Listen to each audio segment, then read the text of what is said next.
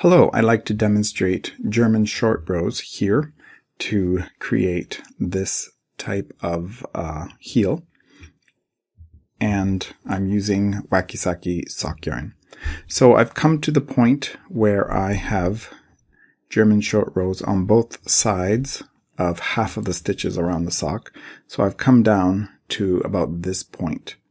So I'm going to show you one more how to do a short row on the purl side and a short row turn on the knit side, and then show you how to knit into these stitches that are created when you make the short row. Alright, so I've knit across the center stitches for the bottom of my heel. I'm going to turn, and then I'm going to, with the yarn in front, I'm going to slip the first stitch off. I'm going to bring this yarn around the right hand needle and back up between the two needles and tug a little bit. So that'll create what looks like two loops on the needle for one stitch. I call it a hitch stitch because basically we've hitched the yarn across the back.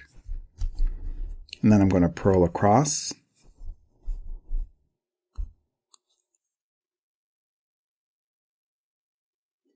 Alright, now I'm one stitch before the hitch stitch from the previous short row.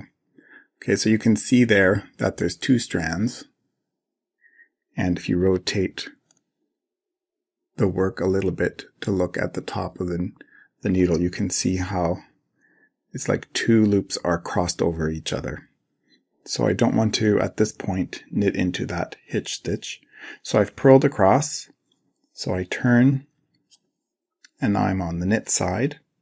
I bring the yarn forward, slip the first stitch purlwise, and take this around the back. And in this case, I don't bring it back again because I'm just going to knit. So I take it around the back, and I knit into the next stitch. And that creates the hitch stitch right there. Okay, now when I get to this point, I need to work across these hitch stitches. So here I am, one stitch before this hitch stitch that I made before. So I'm just going to knit that normally. Alright, so to knit off a German short row hitch stitch, you want to insert the needle as if you're knitting two together. So I'm going to insert the right hand needle under two strands and just knit it off. And I'm going to keep doing that across all of these hitch stitches.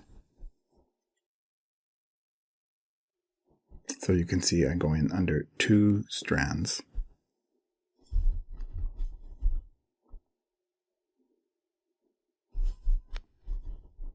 And I've reached the end of all of those hitch stitches. So quite invisibly, all of those short row hitch stitches have been picked up. Okay, now I have two stitches that have been waiting here for a long time. I'm going to knit into the first one, leave the second one unworked, turn, and now we're going to go back.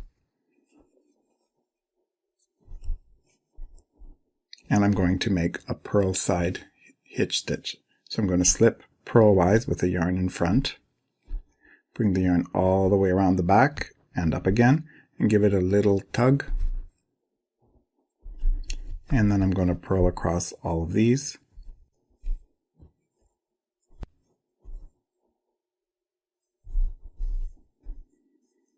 Alright, so I've purled across all of these, and now I'm one stitch away from the hitch stitches on this side of the short rows. So I'm just going to purl that one like usual. And now I need to purl together the two front strands of that hitch stitch. And I'm going to keep doing that all the way across these short row ends.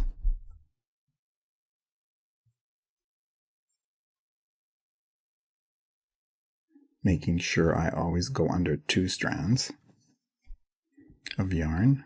the hitch stitches.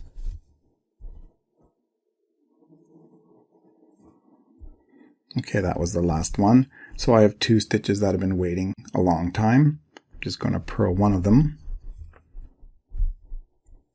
turn, leave that lone stitch waiting for a little while longer, and there you can see I have hidden those short hitch stitch short row endings. Okay, so now I'm going to work back to the point where this starts, and I'm going to start adding short rows again to create the heel that goes this way. I hope you've enjoyed this mini tutorial on German short rows.